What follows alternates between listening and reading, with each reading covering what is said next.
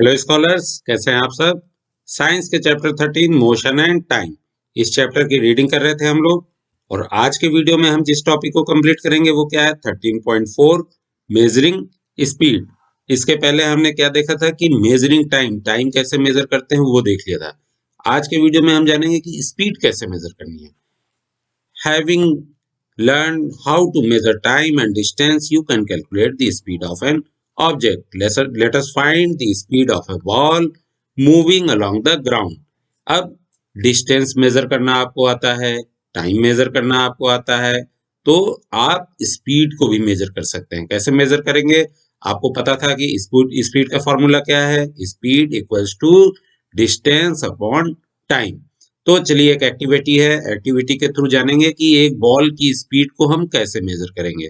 Okay, ये activity क्या है, एक्टिविटी 13.3। इसमें क्या करना है, इसमें सिंपली आपको एक बॉल लेनी है। यहाँ फिगर के थ्रू मैं आपको यहीं पर समझाने की कोशिश करता हूँ।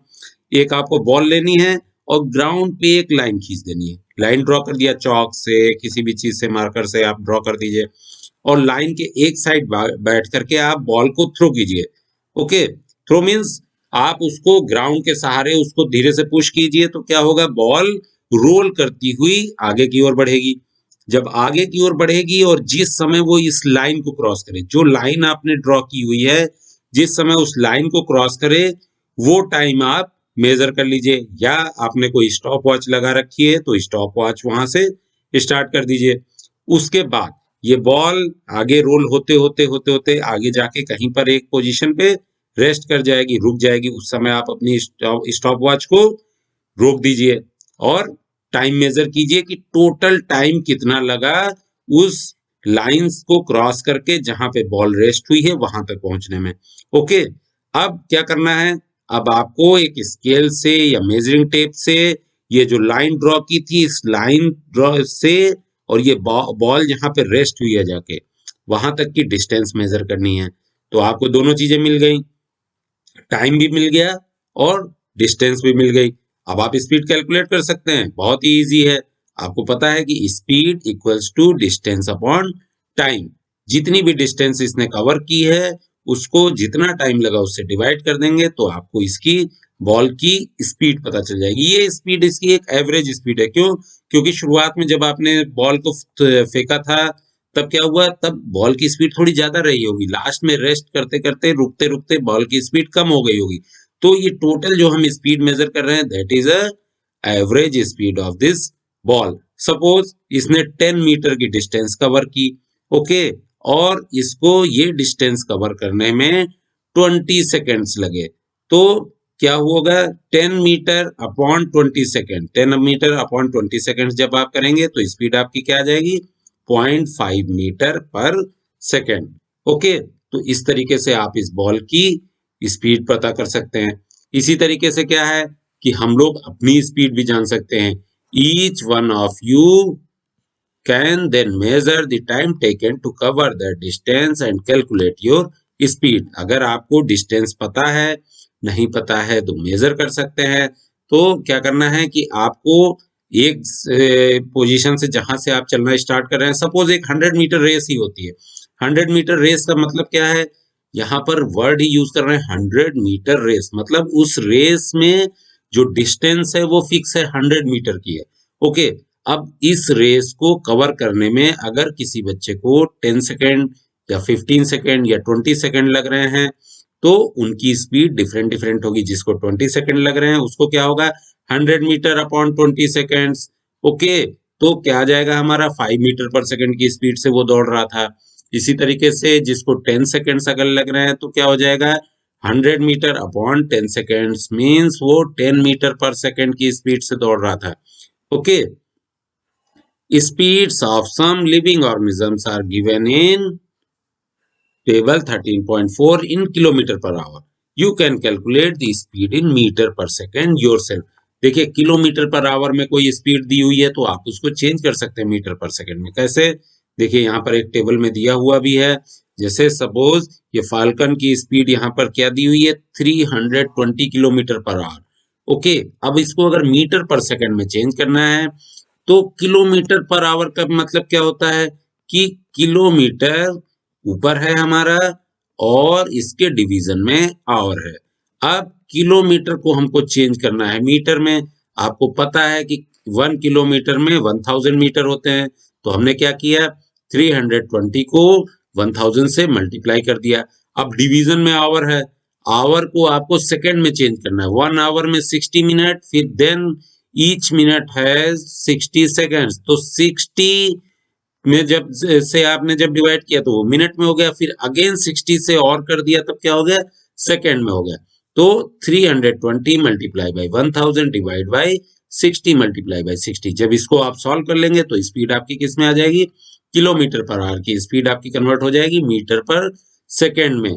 ओके, इसको आप सिंपली ऐसे भी याद कर सकते हैं कि 320 मल्टीप्लाई बाई 10 अपॉन 36। हमेशा किलोमीटर पर आवर को अगर मीटर पर सेकंड में चेंज करना है तो 10 अपॉन 36 से मल्टीप्लाई कर दीजिए। अगर आप इसको याद कर सकते हैं तो, नहीं तो आपको सिंपल पता है कि किलोमीटर की जगह 1000 लिखना है, आवर को सेकंड में बदलना है, इसलिए 60 मल्टीप्लाई बाई 60 करना है। ओके, इसी तरीके से आप इन बाकी सबकी भी स्पीड को किलोमीटर पर आवर से कन्वर्ट करके मीटर पर सेकंड में चेंज कर सकते हैं।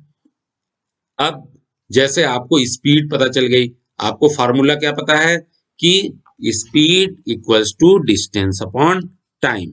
ओके, क्या है यहाँ फार्मूला हम लोग लिख लेते हैं, speed equals to distance upon time.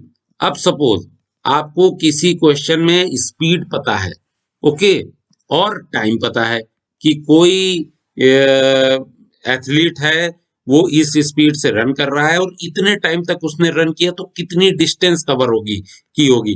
Distance नहीं पता है, डिस्टेंस नहीं पता है तब क्या करेंगे, इसी फार्मूले की हेल्प से हम डिस्टेंस भी निकाल सकते हैं। कैसे निकालेंगे, आ जाएगा हमारा फार्मूला क्या हो जाएगा then, distance equals to speed multiply by time. Okay, speed हमें पता है, टाइम पता है, तो उनको मल्टीप्लाई कर देंगे तो हमें डिस्टेंस पता चल जाएगी।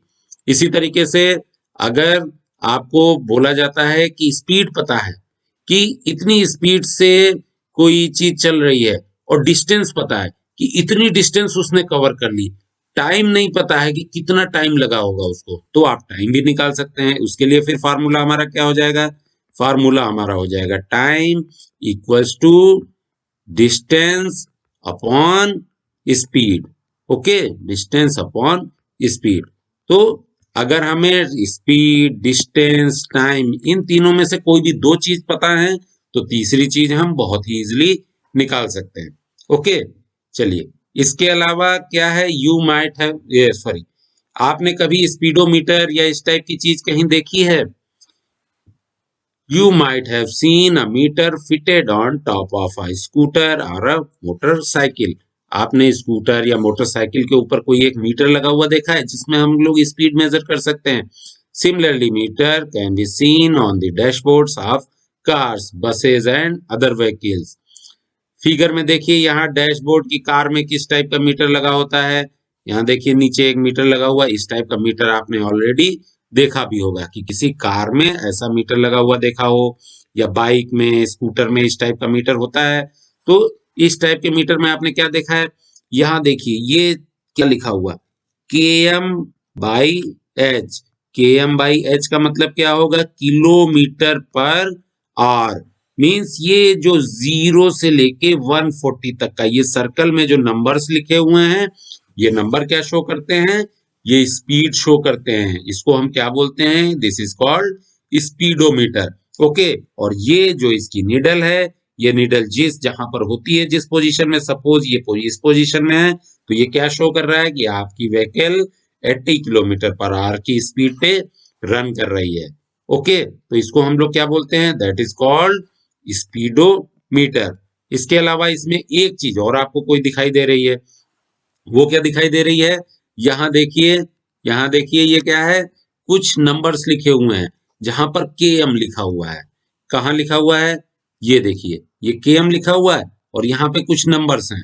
इसको क्या बोलते हैं, दिस इज कॉल्ड ओडोमीटर। ये क्या करता है, ये डिस्टेंस मेजर करता है। मींस जैसे कितने किलोमीटर की डिस्टेंस आपने कवर कर लिया। आप बाइक या स्कूटर या कार जब चला रहे हैं तो कभी इस मीटर पे ध्यान दीजिएगा, आप जैसे जैसे डिस्टेंस कवर करते जाएंगे इसकी रीडिंग बढ़ती जाती है।